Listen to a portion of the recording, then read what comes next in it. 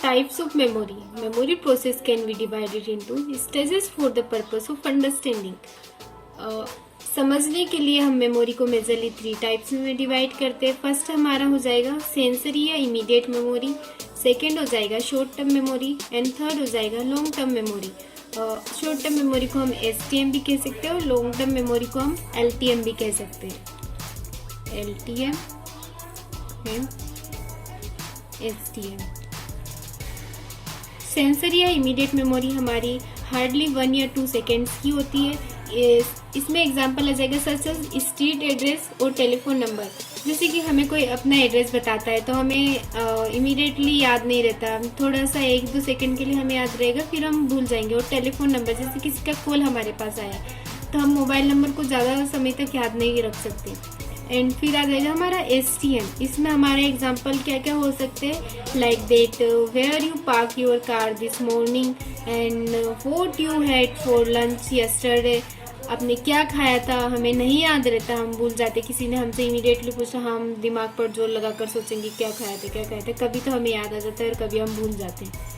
And और इसके example अगर हम बात करें तो हो जाएगा remembering detail from a book that you read and few days ago. कुछ दिन पहले हमने एक बुक पढ़ी थी, उसमें क्या क्या इन्फॉर्मेशन थी, अगर हमसे कोई पूछ ले तो हम उसको ठीक से नहीं एक्सप्लेन कर सकते, बिकॉज ये शॉर्ट टर्म मेमोरी में हमारी स्टोर था, इसलिए।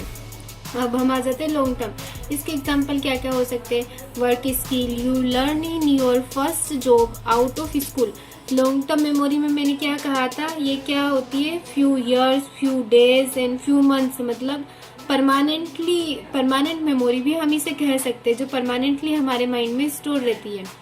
तो हमने कोई सी वर्क स्किल सीखी है, हमने कुछ लर्न किया है फर्स्ट जॉब में, कुछ वर्क स्किल, तो वो हमें हमेशा याद रहती है। एंड कुछ भी एक और एग्जांपल जिसे मैं आपको बताऊं, हमारे बचपन के कुछ गेम्स रहते हैं, वो हमारी लॉन्ग टर्म या परमानेंट मेमोरी में स्टोर रहते हैं। तो आज भी हमसे अगर कोई पूछ ले तो हम उनको बहुत अच्छी से बता सकते हैं। ये हमारी लॉन्ग टर्म और परमानेंट मेमोरी है। तो आइए अब हम मेमोरी को एक फ्लो चार्ट के थ्रू एक्सप्लेन करते हैं। अगर आप एग्जाम में फ्लो चार्ट बना के आते हैं, short term and long term and immediate memory लिखने के बाद में अगर आप ये फ्लो चार्ट बनाएंगे तो आपके मार्क्स बहुत अच्छे आएंगे। देखिए, इंफॉर्मेशन रहती है, उसको हम सेंसरी या इमीडिएट मेमोरी में स्टोर करते हैं। फिर इमीडिएट या सेंसरी मेमोरी हमारी शॉर्ट टर्म मेमोरी में कन्वर्ट हो जाती है। हमारी शॉर्ट टर्म मेमोरी फिर हमारी लॉन्ग टर्म मेमोरी में कन्वर्ट हो जाती है। लॉन्ग टर्म मेमोरी क्या होती है, परमानेंट मेमोरी जिसे हम कहते हैं। Immediate memory forgetting typically within 1 second. 1 second या 2 सेकेंड से ज़्यादा हमें याद नहीं रहती, वो हमारी सेंसरी या immediate memory. Short term memory forgetting within 20 to 30 second. Long term memory that store information on permanent basis. Permanent basis पर हम जिस चीज़ को याद कर लेते हैं वही हमारे लॉन्ग टर्म मेमोरी में आ जाए।